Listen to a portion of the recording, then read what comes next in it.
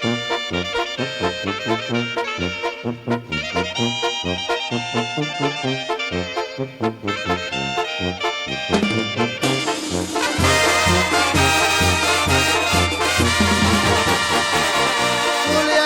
tierra hermosa y florida, me recuerdo de tu catedral y al altar de la Virgen Morena, hasta la lomita subía yo a pasear.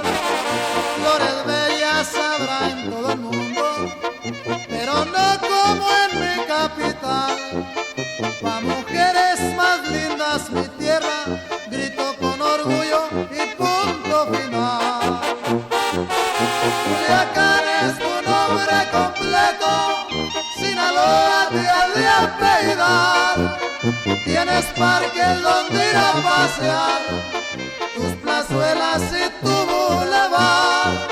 También tienes a tu tierra blanca, por su fama la recordarán. Tus paseos por el malecón, ay qué lindo es todo Culiacán.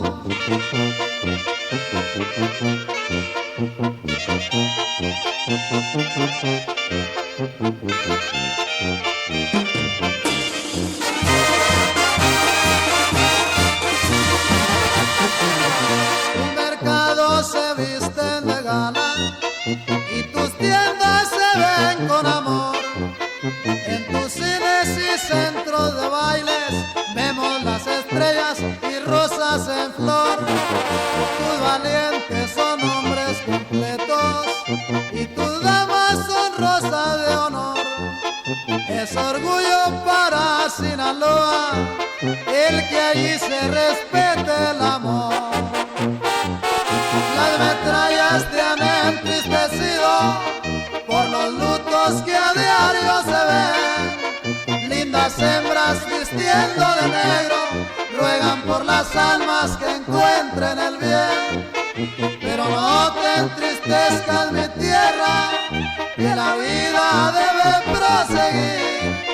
Si unos mueren otros van haciendo y al final toditos vamos a morir.